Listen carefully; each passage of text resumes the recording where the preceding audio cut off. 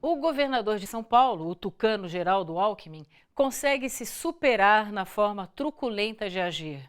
Uma escola e duas diretorias de ensino ocupadas por secundaristas foram invadidas por policiais militares sem mandado judicial que autorizasse a ação. Pelo menos 54 estudantes foram presos na operação e levados para a delegacia. Sem ordem judicial, a Polícia Militar realizou no começo da manhã a reintegração de posse de uma escola técnica e 3 diretorias de ensino que estavam ocupados por estudantes secundaristas. 66 alunos foram apreendidos e levados para delegacias. Esses 2 alunos, de 18 anos, tiveram de pagar fiança para serem liberados. Os garotos dizem que foram surpreendidos com a chegada da polícia. Hoje, por volta das 6h30, eu acordei e estava cheio de polícia na sala onde a gente estava dormindo, ali na ITESP. A polícia ela simplesmente acordou todo mundo, ela não tinha mandato. Mesmo que não fosse violência física, foi uma violência verbal tamanha, assim. Eles entraram de uma forma totalmente autoritária, sem nenhuma explicação. Essa reintegração de posse sem ordem judicial aconteceu porque o ex-secretário de Segurança do Estado de São Paulo e atual ministro da Justiça, Alexandre de Moraes, havia consultado a Procuradoria-Geral do Estado sobre a possibilidade de fazer as desocupações sem autorização judicial. A resposta foi sim. Com base nesse parecer, o governo Alckmin retirou os estudantes dos prédios sem mandado. O advogado Paulo Dantas, que está auxiliando os adolescentes na delegacia, considera a medida ilegal. Isso, em relação ao particular, acontece no momento da ocupação. Ora, depois, mesmo para o particular, ele não pode usar da força para expulsar eventuais ocupantes de sua propriedade. Ele tem que se basear, inclusive, na busca da justiça, tem que recorrer à justiça para ter uma reintegração de posse daquele imóvel. Ana Paula é mãe de um dos estudantes apreendidos. Apesar desse incidente, ela continua apoiando a mobilização dos estudantes. Eu acho super digna a luta, me sinto muito orgulhosa e acho que o nosso papel é dar apoio para quem está lutando por uma sociedade com menos desigualdade racial e social. A gente fala agora sobre as mortes de jovens no estado de São Paulo por policiais militares. Uma reviravolta no caso do adolescente Douglas Rodrigues, assassinado por um PM em 2013, provoca indignação. Um promotor pediu que, em vez de ser julgado pela justiça comum, o caso passe para a justiça militar. Isso significa que o policial pode receber pena bem mais leve do que os 30 anos de prisão na justiça comum. A reportagem é de Michele Gomes. Douglas foi assassinado pelo PM Luciano Bispo em 2013. O pedido do promotor de justiça Eduardo Luiz Michelin Campana para que o caso volte da justiça comum para a justiça militar gerou revolta e indignação da família. Eu me senti apunhalada, decepcionada, porque como que uma pessoa mata e nem preso fica? Ele jamais vai ser punido. No máximo, ele vai receber uma pena em regime aberto. Ele nunca vai ser preso, porque a pena para homicídio culposo vai de 1 a 3 anos. Enquanto, se ele fosse condenado por um tribunal do júri por homicídio doloso, ele pegaria até 30 anos de prisão. Douglas Rodrigues foi morto em 27 de outubro de 2013 durante uma abordagem policial. A PM tinha sido chamada por causa de uma queixa de perturbação do sossego no Jardim Brasil, zona norte da capital paulista. O disparo no coração do adolescente foi efetuado ainda dentro da viatura. Na época, o policial alegou que a arma disparou acidentalmente, mas Dona Rossana exigiu que a reconstituição do crime fosse feita e os laudos periciais, realizados pela Justiça Militar, constataram indícios de que o crime foi doloso, quando há intenção de matar. O caso, então, foi encaminhado para a Justiça Comum. Então é inaceitável que esse policial, Luciano Bispo, seja favorecido ao ser submetido a um julgamento pelos seus próprios colegas, pela sua própria corporação, através da Justiça Militar, por homicídio culposo. Tem hora que eu penso em desistir, porque a gente é tão pequenininho diante sabe, desses absurdos todos que acontecem, que a gente se sente inútil, incapaz de conseguir alguma coisa. Mas eu creio muito em Deus. A justiça de Deus eu creio. O movimento Mães de Maio inaugurou um memorial na capital paulista, no Centro Cultural Jabaquara, para relembrar os quase 600 mortos nos ataques ocorridos em maio de 2006 em todo o estado de São Paulo. A data ficou conhecida pelo assassinato de civis e policiais na série de ataques promovidos pelo 1º Comando da Capital, o PCC, e policiais militares.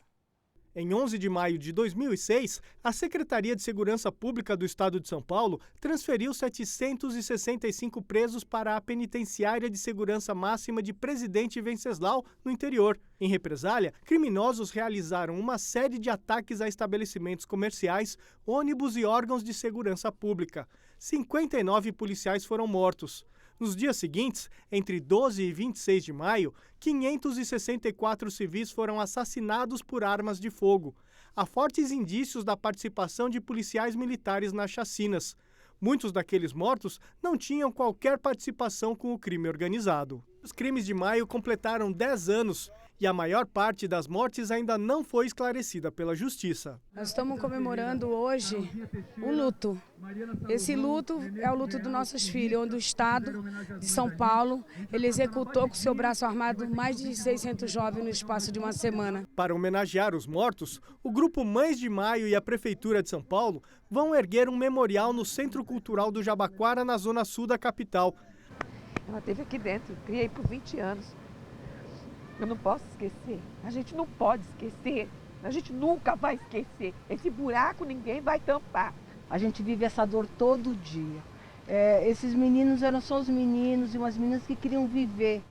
A edição 2016 da Marcha da Maconha reuniu ativistas e profissionais da saúde na capital paulista. Todos unidos pela mesma causa, querem a legalização e a liberação para o uso medicinal da maconha.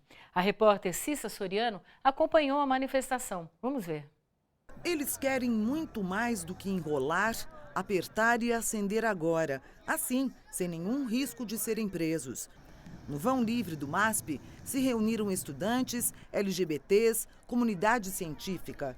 O uso recreativo da cannabis é só um dos itens da pauta da Marcha da Maconha. A gente defende a legalização como uma discussão sobre a guerra às drogas, né? Os efeitos que a guerra às drogas traz. Com o mote Fogo na Bomba e Paz na Quebrada, a organização da marcha denunciou os efeitos colaterais da guerra às drogas.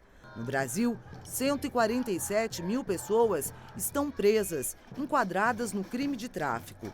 97% sequer estavam armados e 63% portavam menos do que 100 gramas de maconha. A lei de drogas em vigor hoje no Brasil é a lei de 2006, que determina que o usuário continua sendo criminoso, mas ele não paga com pena de prisão. Mas o que acontece é que não existe nada que determine exatamente quem que é usuário e quem que é traficante. Na prática, quem decide isso é o policial, o delegado ou o juiz. E então a gente sabe que, na verdade, a decisão é quem é preto e pobre é considerado traficante, quem é rico e branco é considerado usuário. Profissionais da saúde, familiares e pacientes que fazem uso terapêutico da cannabis engrossaram o movimento. Existem 12 patologias crônicas graves que se beneficiariam. A mais conhecida é a epilepsia, então eu tenho vários pacientes que estão melhorando bastante da epilepsia, mas tem doença de Alzheimer, que é da minha área também, a depressão, a esclerose múltipla, e aí assim vai um leque muito grande de doenças, as doenças autoimunes, como artrite reumatoide. Então a gente vê que assim, a gente só não consegue aplicar porque é muito difícil prescrever. Beatriz, de 18 anos, tem paralisia cerebral e epilepsia. É tratada há 1 ano com óleo feito a partir da cannabis. A substância é produzida de forma clandestina por um grupo de mães que têm filhos nas mesmas condições. Na verdade, eu me sinto uma otária, sabe? Parece que você está transgredindo algo que é para o bem da sua filha. Sendo que você vai numa farmácia com uma receitinha branca ou azul e compra a sua droga. E isso não é uma droga, é um remédio, é uma planta. Sem a legalização, pacientes se arriscam para conseguir a maconha. Há uns 10 anos atrás eu tive câncer e fiquei sabendo que a maconha poderia me ajudar no tratamento. A maconha me ajudou reduzindo os enjoos da quimioterapia, melhorando o sono, as dores. Eu vou nas biqueiras comprar. Sabe por quê? Porque se eu plantar na minha casa, a polícia vier e eu vou em cana. Para garantir a mesma liberdade que teve hoje no vão do MASP, a marcha terá que percorrer um longo caminho. A gente está espalhando mesmo essa discussão de que o usuário de drogas não é menor do que ninguém, não é uma pessoa menor por causa de um dos hábitos deles, a discussão sobre os efeitos da proibição, né? Eu acho que esse debate está muito mais presente aí na sociedade do que estava antes sem a marcha, né? E a gente quer ampliar isso cada vez mais, né? Este foi o Panorama de hoje. Você acompanhou aqui a retrospectiva do afastamento da presidenta Dilma Rousseff do cargo, enquanto o Senado Federal avalia o processo de impeachment.